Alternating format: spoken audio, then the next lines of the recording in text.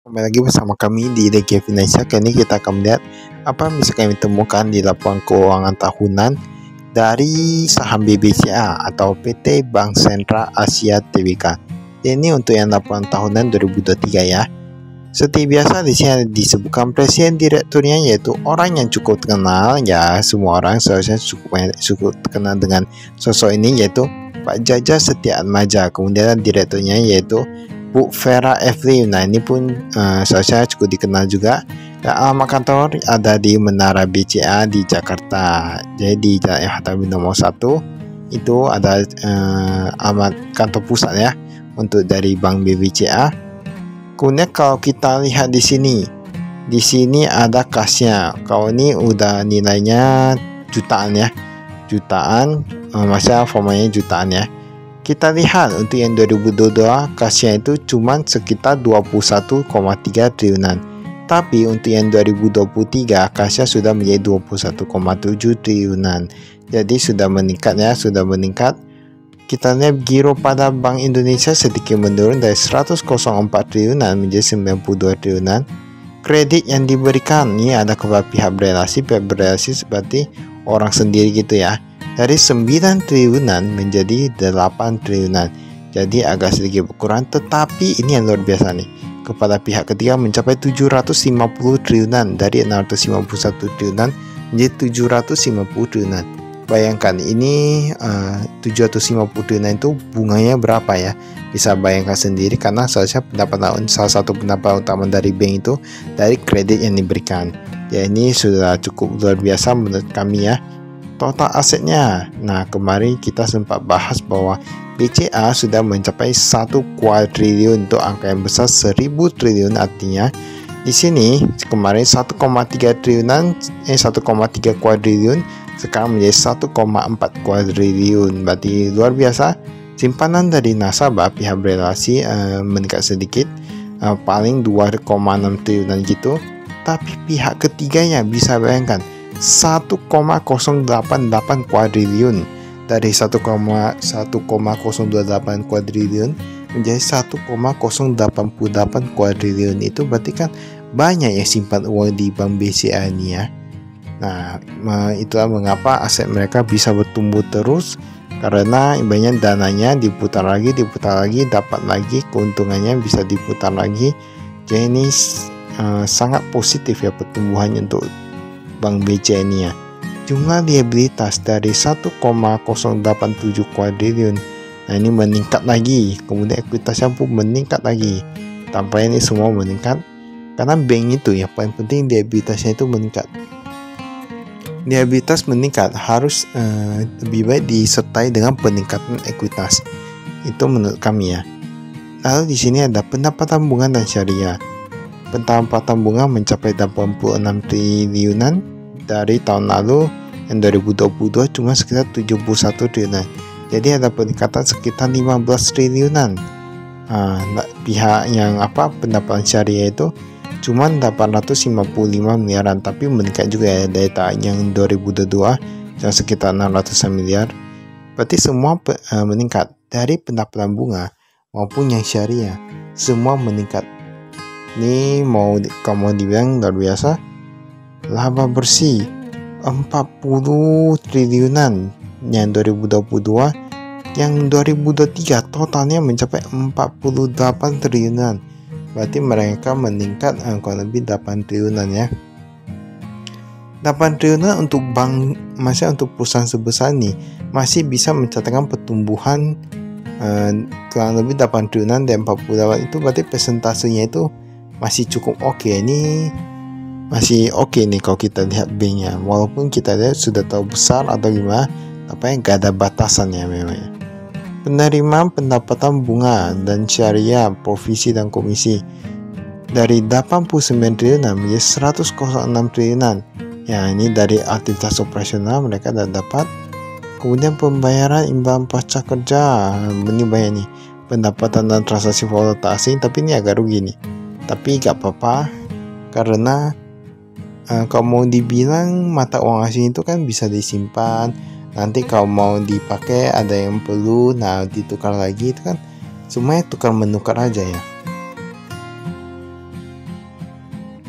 Kita lihat di sini ada kas bersih dari aktivitas operasional bahkan meningkat cukup drastis dari 33 triliunan saja di 2022 sekarang menjadi 58 triliunan. Sudah mau mencapai 2 kali lipat, hebat sekali. Pembelian efek-efek untuk tujuan investasi ini mencapai 162 triliunan dari 136 triliunan.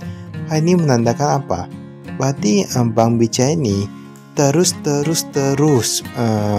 berusaha untuk bagaimana menghasilkan profit yang sebaik-baiknya dari modal yang seadanya. Yang ada mereka berusaha gimana maksimalin profitnya ya. Bahkan ini taruh di efek pun meningkat agak cukup pesat nih. Mereka taruh untuk pembelian efek. Tapi memang kalau bank itu saya nggak gitu bisa dibilang ada batasnya. Mengapa ya? Ini kita lihat dulu entitas sananya. Ada BCA Finance Imite Bank BCA Syariah, tapi kepemilikan semua gak ada yang bertambah berkurang, gak ada ya, kayaknya masih sama juga. Lalu di sini, nah ini entitas sananya ya, Bank Digital BCA, kayaknya udah agak lama nih Bank Digital BCA. Ini ada asuransi jiwa BCA juga.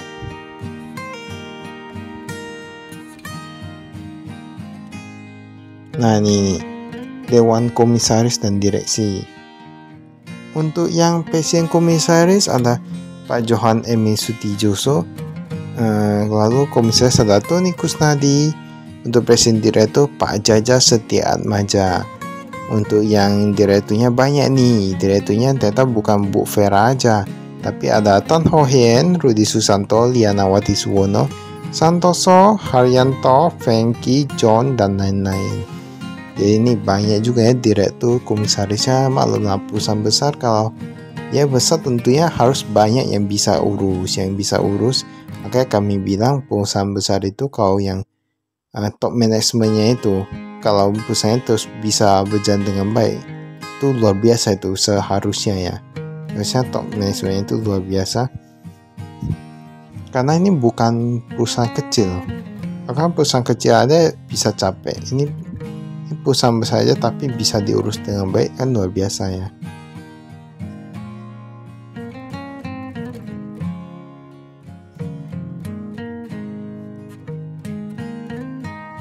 Kita lihat giro pada Bank Indonesia ini, giro sebenarnya uang. Ibaratnya kita punya uang di sana. Giro ada 80 juta, kita dapat 80 juta. Ibaratnya kayak gitulah. Kas di sini rupiah meningkat. Kasnya rata-rata meningkat ini valuta asing rupiah. Yang rupiah dari 20,2 triliunan menjadi 20,4 triliunan. Valuta asing dari 1 triliunan menjadi 1, berapa triliunan ya. Ini ada giro pada Bank Indonesia. Rupiah, wah ini agak menurun memang. Yang tadi giro memang menurun ya. Tapi it's okay karena aset bertambah, likuiditas bertambah, ekuitas bertambah. Nah itu bagus tuh. Penempatan pada Bank Indonesia dan bank-bank lain. Nah ini mereka ternyata Bank BCA masih ada taruh di bank-bank lain. Seperti deposito tadi ada 600 miliar ya untuk 1 bulanan itu. Karena banyak gini, kalau bank sendiri mereka kan udah tawarkan deposito ke orang lain. Kalau kita punya bank sendiri, banknya mau cek deposito di mana? Ya di bank orang lain ya kan. Ini di sini ada efek sekuritas rupiah Bank Indonesia, ada obligasi pemerintah, surat berharga, suku obligasi, reksadana, penyertaan saham. Wah ini banyak nih. Reksadana bahkan kemarin cuma taruh 21 miliaran, sekarang menjadi 119 miliaran. Sekuritas rupiah Bank Indonesia, wah ini hebat nih. Kemarin nggak ada loh 2022, sekarang mereka ada 9,8 triliunan. 9,8 triliunan obligasi pemerintah sedikit menurun, tapi yang baru ini surat berharga Bank Indonesia yang pertama cukup pesat, yaitu sekuritas rupiah Bank Indonesia dan surat berharga Bank Indonesia. Apanya dari Bank Indonesia ini mereka beli cukup banyak ya. Mungkin mereka itu menawarkan bunga yang cukup besar, jadi ini bisa apa ya, bisa pokoknya bisa dibeli lah untuk maksimalin profit.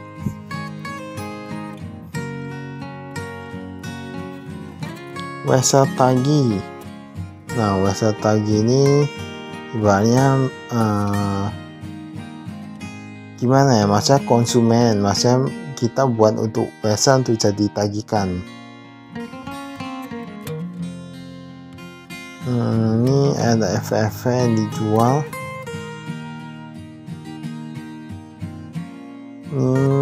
Kalau ini rupiah ya, ini banyak mereka yang kasih ini kredit ini lebih baik kemana nih? Ini lebih baik ke modal kerja, ini hampir sama dengan tahun lalu, tapi semua rata-rata meningkat nih.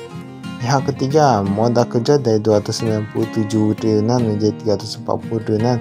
Bahkan kita lihat totalnya saja, totalnya meningkat dari 600-an triliunan menjadi 700-an triliunan. Pihak berrelasi memang agak menurun ya tadi kita bilang.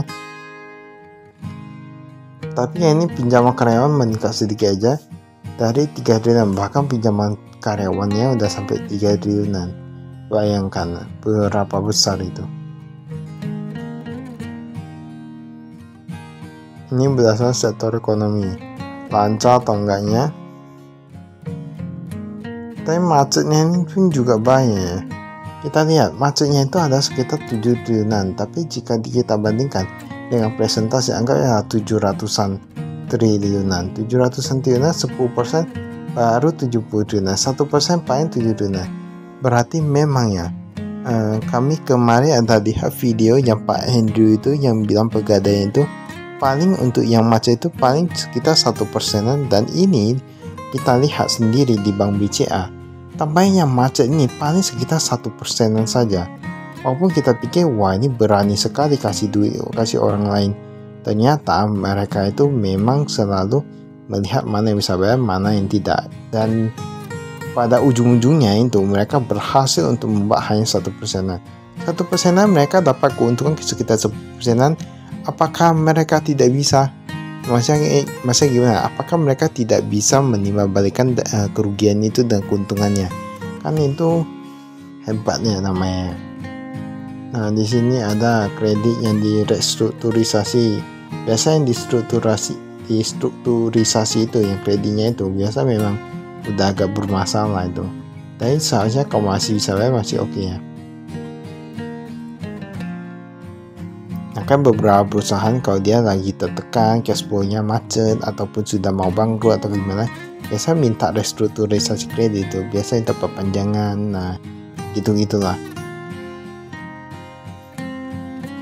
Ini efek diukur untuk biaya perolehan obligasi pemerintah, rekapitulasi dan rekapitalisasi. FFV untuk tujuan investasi. Banyak nih FFV-nya. Nah, lihat, bahkan tadi kita lihat kan reksadananya itu memang meningkat cukup besar ya. Nah, kemarin gak gitu banyak. Yang belasan triliun sekarang udah mencapai berapa triliunan nih? Ratusan triliun kayaknya. Nah, reksadana terproteksi ada Batavia, Trimega, Bahana, Mandiri, Panin, BNI EM, Bahana, Batavia, BNI, Inspiring, Dana Reksa, Mandiri, Trimega, Dana Reksa, Manulai. Banyak nih. Rata-rata gak sedikit loh, 500 miliaran loh. Kita tahu reksadana 10 M aja udah merasa hebat nih kan. Ini bahkan taruh 500 miliaran. Nah, dari mana uangnya itu kalau kita sendiri ya kan? Ngeri, 500 miliaran. Luar biasa memang ya. Kemudian ini kita lihat memang ada beberapa penambahan, tapi memang ada beberapa pengurangan juga untuk beberapa reksadana. Jadi memang reksadana itu banyak sekali ya.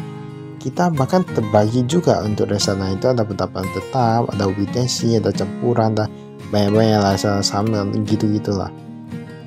Ada efek untuk tujuan investasi dan perusahaan. Ini mereka ada beli saham juga nih. Tapi kita lihat rata-rata hampir sama ya.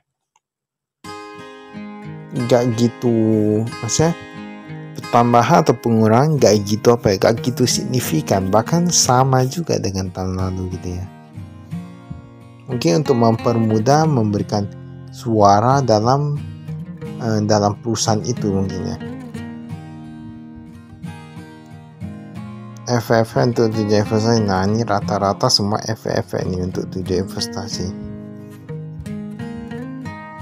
Berikut ini intisar peringkat. Nah, saya biasa kayak kemarin tadi kami lihat yang pemerintah Indonesia kalau tidak salah masih BBB, triple B ya. Karena kalau yang bagus itu AAA gitu ya. Aset tetapnya bisa dilihat.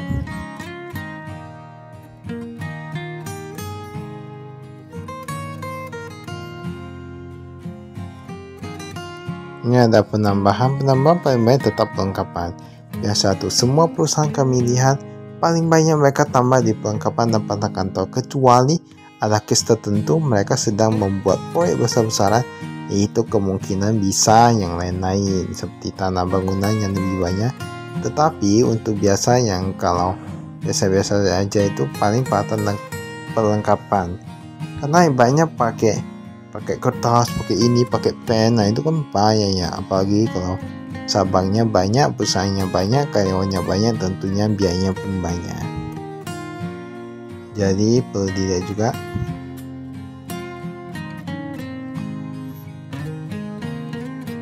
Tapi kami lihat untuk overall perusahaan macam Bank BCA ini masih terus meningkat ya.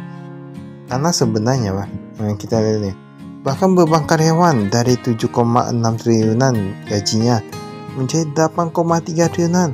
Wah, itu seberapa besar nih peningkatan untuk gajinya itu. Kita lihat ya, 10% dari 7,6 dengan 8,3, berarti kemungkinan besar mereka meningkat rata-rata 10%-an per tahun loh. Nah, per tahun kita anggap aja gaji kita 5 juta. 5 juta 10% berarti per tahun dapat 500.000. Belum lagi nanti tahun selanjutnya ya. Ini memang perusahaan besar, mereka hire karyawan yang bagus dan dikasih juga maksudnya kualitas gaji yang bagus. Itu bisa menimbulkan rasa loyalitas pada karyawan juga. Keperluan kantor, penyusutan. Nah ini sedikit penting nih, promosi mereka besar-besaran dari 1,3 triliunan menjadi 1,6 triliunan.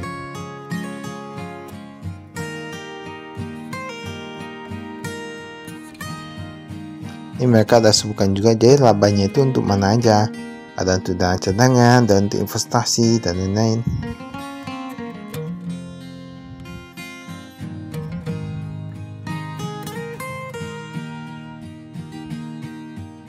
Ini banyak nih ya.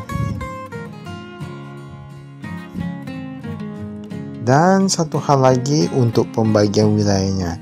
Dan seperti sebelumnya, tetap Jawa memegang peringkat tertinggi untuk penghasilan laba sekitar 54 triliunan. Sumatera cuma hasilkan 2 triliunan saja, 2,6 triliunan saja. Sangat beda jauh untuk yang Jawa dengan Sumatera. Bahkan Sumatera peringkat kedua, tapi sudah sangat beda jauh, 2,6 triliunan saja. Yang ketiga, urutan ketiga ada dipegang oleh Indonesia bagian timur. Bahkan sudah mau menyalip untuk Sumatera. Ayo Sumatera, kenapa tidak meningkatkan perekonomiannya, buatlah menjadi kota maju ya kan. Nah, kita lihat kayaknya berkurang ya Sumatera ini ya. Ini 2,6. Masa sekarang 2,6, 2022 2,8, kok bisa ya berkurangnya? Bahkan Jawanya terus melonjak hingga begitu tinggi untuk yang daerah Jawa. Itulah kenapa mungkin pemindahan ibu kota nanti jadinya gak jauh sentris lagi. Ibaratnya gak semua orang kaya itu bertumpuk dalam satu tempat. Biasa kan Jakarta menjadi pusat perdagangan, tapi nanti kita lihat ke depannya itu gimana.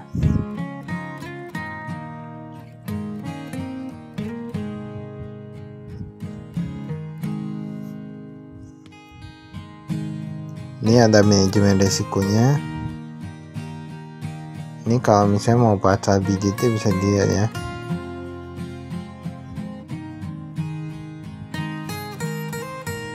Ini untuk yang PT-PT yang ada berelasinya, yang gak ada berelasinya, ada yang secara langsung, ada yang secara tidak langsung. Nah, bisa dilihat di sini.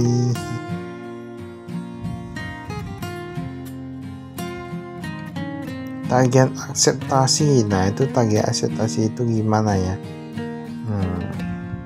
Kemarin sudah pernah kami jelaskan ya di yang sebelumnya, lapangan kotak ketiga ya.